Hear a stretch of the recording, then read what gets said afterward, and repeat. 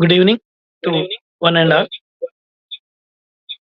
This is Sharma, shortly known as Kumpel Sharma, organizing one voluntary organization called Telugu Radham, keeping in view the flavor and glamour of Indian languages, particularly the linguistic based languages, Telugu, based on which the Indian states were formed in 1950s. Since 2008, I was an ex-officer from Reserve Bank of India and an award. Retired in 2008.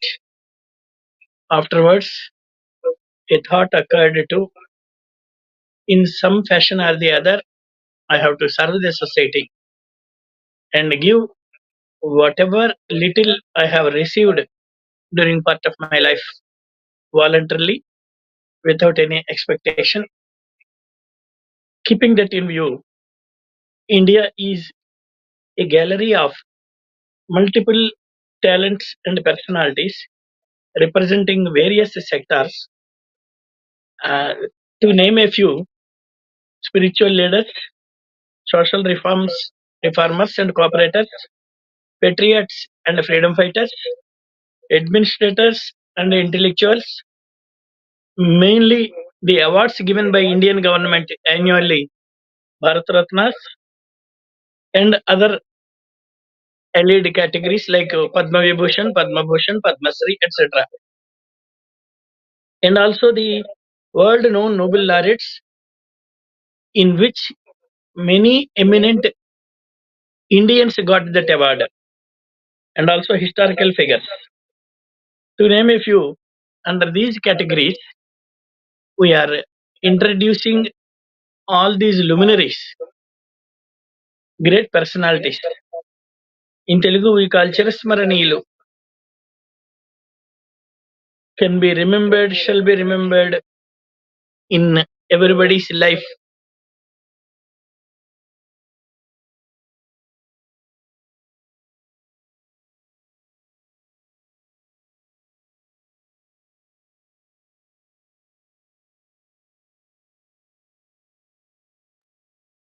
So today, we are happy to introduce two great personalities.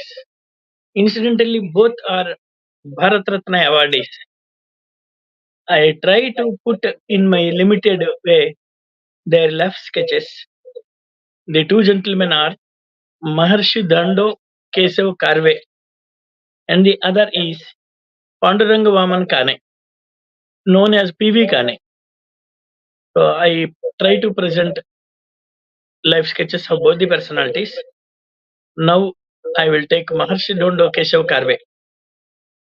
Kesav Karve is the proud son of Mother India who had imbibed Indian culture to the core of his being and worked relentlessly for widow remarriages and women's literacy during his life.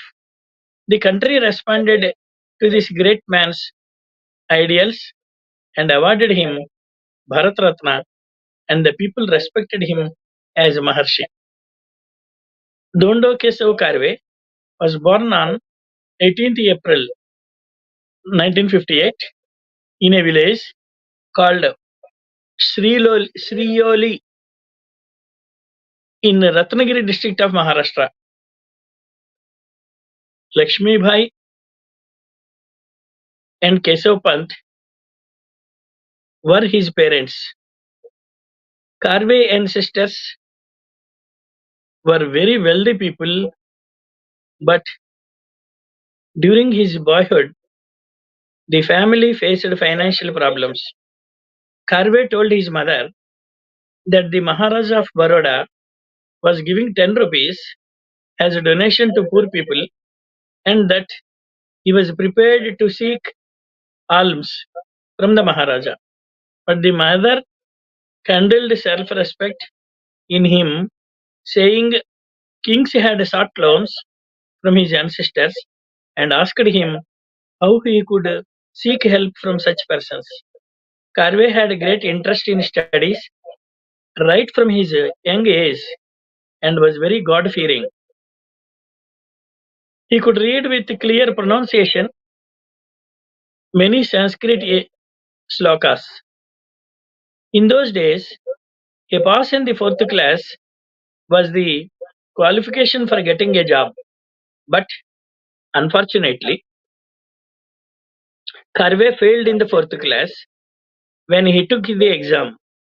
His teacher, Vinayak Lakshman Soman, encouraged Karve to take the exam again.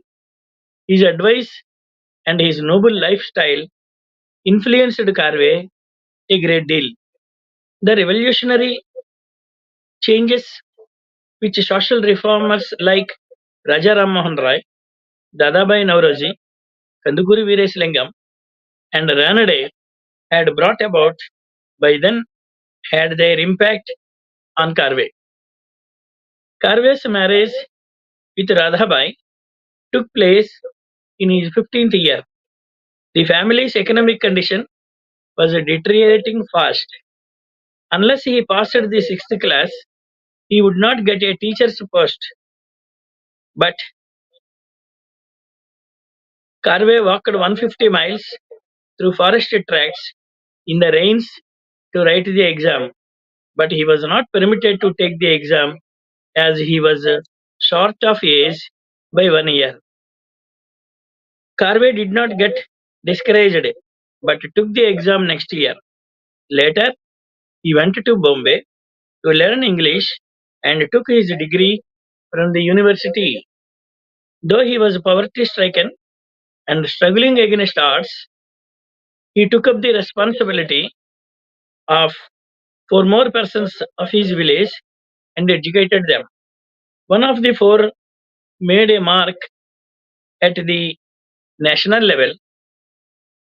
Gopal Krishna Gokhale, another contemporary famous personality, recognized the merit of Karve and appointed him as a professor of mathematics in the Ferguson College, which he was running, I think, in Pune. In the meanwhile, Karve's wife Radhabhai died because of ill health. Karve boldly told his mother and her conservative family members that he was going to marry a child widow. He argued, saying, a man remarries when his wife dies. Why should not a woman remarry when her husband dies? So he married Gundubai, a child widow, the daughter of Murhara Pant. He changed her name to Anandabai and worked to uphold the women's cause. Anandabai was an ideal wife and supported Karve in his life's mission. Karve believed that service to man was a service to God and spent a part of his salary towards social welfare programs. Karve encouraged the villagers to spare 5 rupees only as their share to build up capital for the establishment of a cooperative stores. When Karve went visiting other places, the store faced problems because of poor accounting. Karve closed the store and paid the villagers their share from his salary, a charity approach. He set an example that the owners of the cooperative societies should accept the responsibility when such societies face losses. He later established many educational institutions to erase illiteracy and encourage women's literacy. He established an ashram, Balika Sadan, to help and support orphan girls and child widows. Many persons who opposed the ashram in the beginning came forward slowly, later in stages, to donate money for its upkeep. Mahatma Gandhi visited the ashram. Karve gained moral strength because of Gandhi's visit and worked hard for 3 years to improve the ashram. He was influenced by a pamphlet published from Japan and established a women's university in Pune. He went around the country and other countries and collected necessary funds. Great men and scientists like Einstein supported the ideas of Karve and encouraged him to go ahead with his plans. Karve, who loved natural beauty and nature's beauty, wanted to spread knowledge, which is our greatest wealth, to one and all. The government of India recognized the social service rendered by Karve and awarded him Padma Vibhushan, a very high standing award, and the national and international universities honored with many doctor degrees. The people of India called him Maharshi. The 90th birthday of Karve was celebrated with great eclat all over the country. At the facilitation meeting, Dr. Babu Rajendra Prasad, the first president of India, announced a donation of 1 lakh rupees to the institution run by Karve. In 1958, on the occasion of the birth centenary celebrations of Karve, the government of India released a special postage stamp in his honor. The credit of a postal stamp being released when the person was alive goes on to Karve. On that occasion, Pandit Jawaharlal Nehru took part in the program and extended personally the country's highest honor, Bharat Ratna, to Karve. Karve passed away on 9th November 1962 in his 104th year, leaving behind him his institutions, which remain today, reminding us of his sense of social service, sense of history, and human glory. With this small introduction, I pray Maharshi Dhonde Kesav Karve with great tribute and great respect. I salute him with great honors.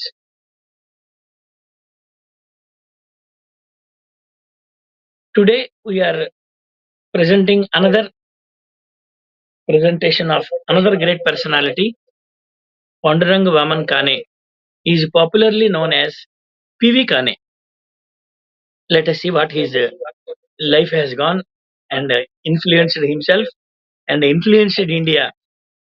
Panduranga Vaman Kane was a highly qualified intellectual of the highest order. He was a great teacher of Sanskrit and law.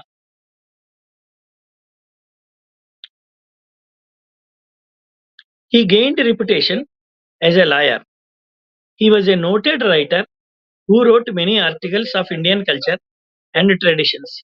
He had no faith in the caste system and married outside his caste.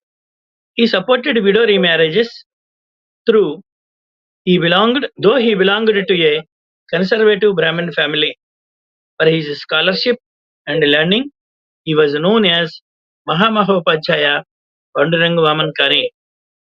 One of my great literary friends was telling Mahamahopadhyaya award is honored with it should be on record that at least he should have extended by extending knowledge in authoritative manner at least to 1,000 students in his lifetime at the university status. So Mahamahopadhyaya is the basic requirement of that. The great Kane fulfilled that, and Mahamahopadhyaya was rightly served. He was born in a family of Vedic traditions on 7th May 1880 in a village called Parshuram in Ratnagiri district of Maharashtra. His father and ancestors were Sanskrit Pandits. He was brought up in a traditional atmosphere in his young age. He passed his matriculation in 1897 from the NPS Missions School, Davoli, and left for Bombay and got admitted in Wilson College for higher studies. In 1901, he received his BA degree and also won the Baudhaji Award in Sanskrit.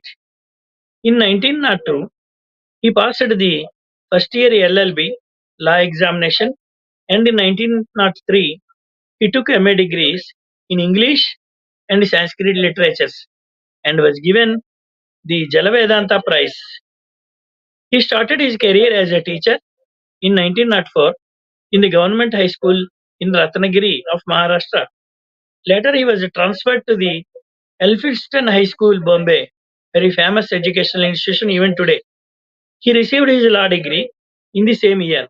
In 1906, his book on the history of figurative writing was prescribed for the postgraduate classes as part of the syllabus. He created a sensation by writing an essay on Aryan manners and morals. In 1908, he resigned his post as a Sanskrit teacher and continued as a lawyer. Later, he worked as a professor of law in the government law college. In 1911, he resigned his job. In 1911, he resigned his job in protest against the irregularities perpetrated by unqualified persons in the government education department and continued as an advocate of the High Court. He wrote many books on Indian history and culture from 1941 onwards. In the same year, he was honored with the title Mahamahopadhyaya. About this, I just told, and an honorary doctorate by the Allahabad University in 1946. He was an honored member of the Bombay University for 9 years. He became the Vice Chancellor of Bombay University in 1947 and brought about many administrative reforms in the university.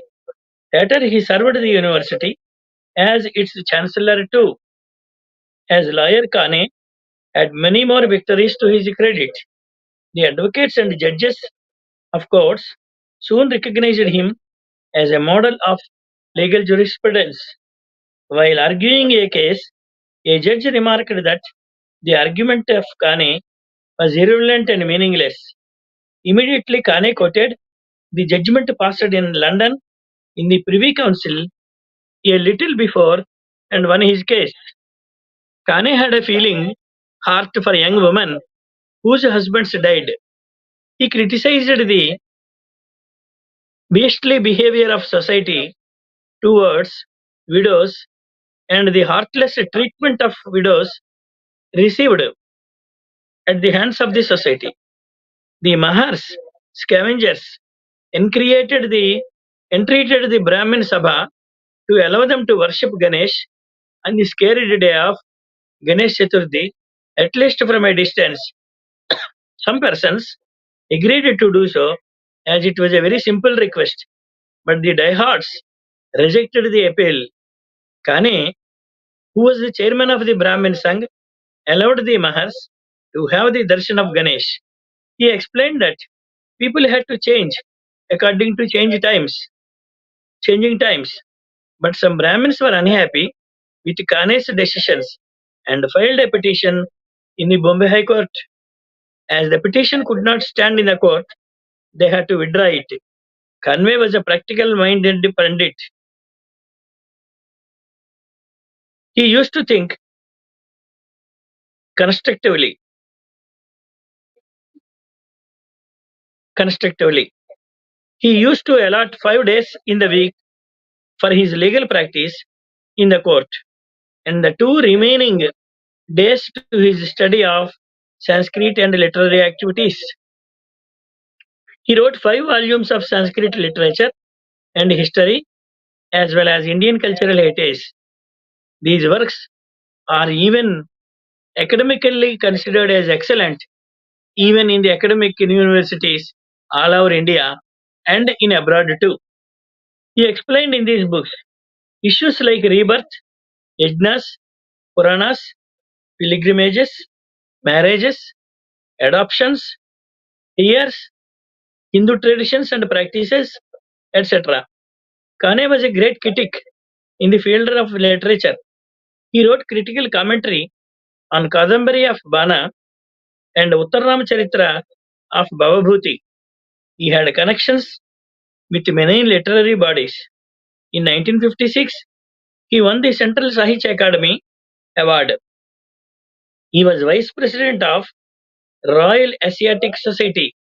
He was a member of the governing body of Bombay's Southern Brahmin Sabha for 25 years and chairman of the same body for 10 years. He was also the president of Dapoli Educational Society as well as vice president of the Bombay Marathi Library Sammelan. He was a member of the executive body of the Dr. Bhandarkar Oriental Research Institute for many years. This Bhandarkar Institute was also as popular as like other institutions in those years. He attended the All India Marathi Literary Sammelan and also attended literary seminars held in different parts of the country. He represented India in Paris in 1948, in Istanbul in 1951, and in Cambridge in 1954 at the International Language Conference as India's representative. In 1958, he was president at the Vizag Indian History Congress. Many Indian universities honored him with doctorate degrees.